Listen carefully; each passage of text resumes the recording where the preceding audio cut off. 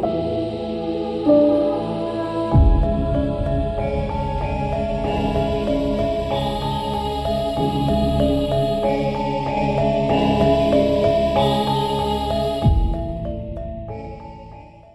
masuk ke dalam ajaran Islam. Terus yang berikutnya tuntunan Allah. Ya, ada pesannya Pak Habib Rizik soal demokrasi, soal perbedaan. Beliau tahu sekali bahwa saya kan pendukungnya Pak Jokowi kemarin ya, 2014-2019. Artinya beliau punya pemikiran yang begitu luar biasa. Artinya perbedaan itu dianggap biasa dalam Islam, di FPI bahkan itu. Jadi ya selama ini narasi-narasi terkait radikalisme dan sebagainya sebetulnya sudah terbantahkan hari ini dengan saya hadir di markas besar FPI. Nah, kita mau ke depan ini kan bangsa ini coba sama-sama kita menatap bareng ya. Biar gimana pun Habib Rizik juga patriotik yang harus kita hormati. Beliau selain patriotisme ulama besar yang punya tempat tersendiri lah di masyarakat lah, kayak gitu kira-kira. Ya soal pesan khusus yang pasti tidak ada lah, itu dari Pak Prabowo juga tidak ada. Ini kan momen ini open house, datang silaturahmi kan hal yang biasa. Lah iya itu wajib, itu bukan pesan Habib Rizik juga tapi pesan konstitusi, dan itu juga pesan Presiden Prabowo terhadap kita sebagai pembantunya. Gitu, layani rakyat, jangan korupsi, itu pesan dan perintah menurut saya. Dan itu disampaikan lagi, beliau punya tanggung jawab moral sebagai bangsa. Ada wakil menteri daripada tenaga kerja, kita perlu juga menyampaikan ke beliau agar berjuang habis-habisan bagaimana. Assalamualaikum, salam sejahtera untuk kita semua. Om Swastiastu, Namo Buddhaya, Rahayu Rahayu. Semoga semua makhluk berbahagia. Selamat silam merdeka. Bismillahirrahmanirrahim. Salatu wassalamu ala Rasulillah wa ala alihi wasallam. La haula wala quwwata illa billah. Amma ba'du. Allahumma alhimni rizqi wa a'idni min syarri nafsi. Ini disclaimer dulu ya. 2014 saya Pilpres milih Pak Prabowo. 2019 Pilpres saya milih Pak Prabowo. 2024 kemarin Pilpres saya juga milih Pak Prabowo. Itu yang pertama itu. Yang kedua, sebagaimana saya perkirakan bahwa Pak Prabowo itu punya haibah, punya kewibawaan yang besar gitu ya, dan bahkan saya bilang juga Pak Prabowo ini salah satu di antara 5 legenda TNI kita gitu. Kalau ada 5 jenderal yang paling legend itu Pak Prabowo salah satunya. Bahkan saya berani bilang mungkin kalau ada 3 legend itu salah satunya Pak Prabowo itu. Nah, oleh karena itu Pak Prabowo itu ya bisa dikatakan hampir semua orang takut pada beliau. Nah, sekarang beliau jadi presiden, artinya ya banyak orang takut untuk mengkritik untuk ini. Yang ada yang kebanyakan itu ya orang yang ya, yes man aja, yang asal bapak senang aja, atau bahkan menjilat gitu. Nah, oleh karena itu saya sebagai rakyat kecil yang 3 Pilpres selalu milih Pak Prabowo, saya perlu mengingatkan beliau kalau mau, kalau enggak ya tidur. Usul kalau diterima, syukur, kalau enggak tidur, kata Gus Dur. So, misalnya dalam soal gonjang ganjing kenaikan pangkat Pak sekarang Letkol Teddy ya. Ya itu memang enggak ada undang-undang yang dilanggar. Dan tidak ada yang berani kritik gitu di antara kalangan TNI ya, karena ya semua takut kan sama Pak Prabowo. Ini masalahnya itu, oleh karena itu Pak Prabowo justru setelah menjadi presiden ini semestinya lebih banyak mendengarkan pendapat para pengkritik daripada para pemuja. Kalau mau sukses sebagai presiden seperti yang saya harapkan dan juga diharapkan oleh seluruh bangsa dan negara kita, seluruh rakyat Indonesia gitu ya.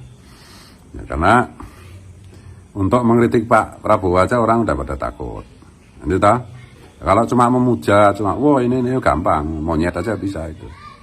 Tapi untuk mengkritik Pak Prabowo itu kan dibutuhkan keberanian yang ekstra. Dan artinya kalau orang sampai mengkritik Pak Prabowo itu, ya artinya berarti kritik itu patut diperhatikan karena sangat mungkin itu sangat urgent dan sangat penting lah, karena sampai disampaikan gitu. Ya dalam semua, bukan hanya soal Mayor Teddy ya, soal apa makan bergizi gratis, soal yang lain-lain itu. Yang sebenarnya ide Pak Prabowo ini kan ya untuk rasa sayang beliau kepada rakyat Indonesia.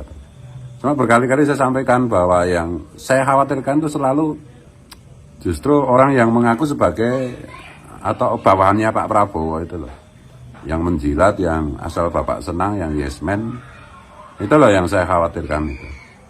Nanti implementasinya ke bawah itu, ya itu apa yang dimauin Pak Prabowo bisa tidak dilaksanakan gitu.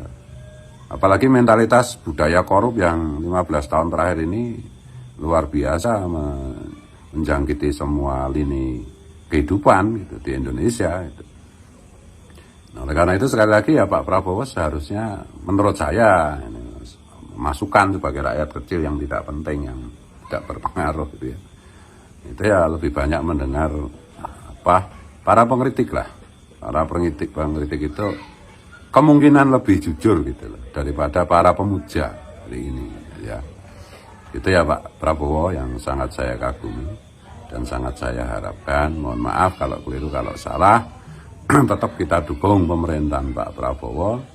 Salah satunya yang lebih penting bukan memuji-muji, tetapi mengkritisi implementasi dari perintah dan kehendak Pak Prabowo di lapangan, apakah dilaksanakan oleh anak buah Pak Prabowo atau diselewengkan. Dan mohon sekali lagi bisikan-bisikan para pemuji dan pemuja Bapak ini mohon diwaspadai Pak. Wallahu a'lam bishawab. Assalamualaikum, salam merdeka. Assalamualaikum warahmatullahi wabarakatuh. Salam santun, salam hormat, dan salam perjuangan bagi seluruh rakyat Indonesia, khususnya keluarga besar PWI LS dimanapun Anda berada. Puji serta syukur kita panjatkan ke hadirat Allah Subhanahu wa Ta'ala. Salam serta sholawat kita limpahkan kepada junjungan Nabi kita, Nabi Muhammad SAW. Sebelumnya kami mengucapkan minal aidin wal faidin, mohon maaf lahir dan batin.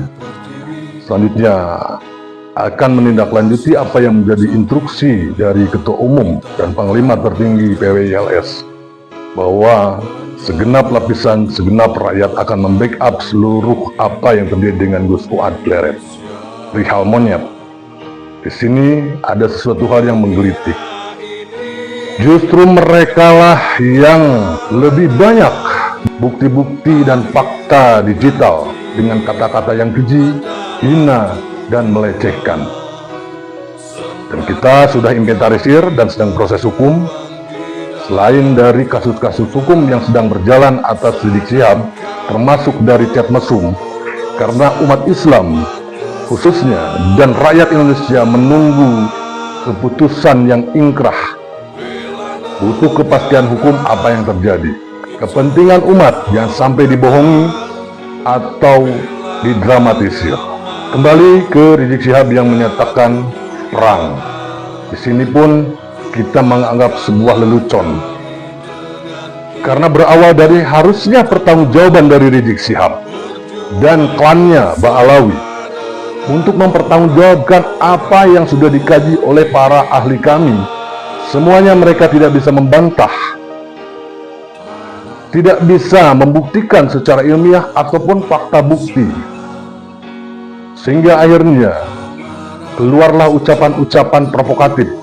Inilah bukti ketidakmampuan mereka ketika dijajal untuk masalah pembuktian dan kebenaran, tetapi mereka mengalihkan dengan isu-isu lain, framing dan fitnah, dengan menyuarakan PKI, Syiah, dan lain-lain.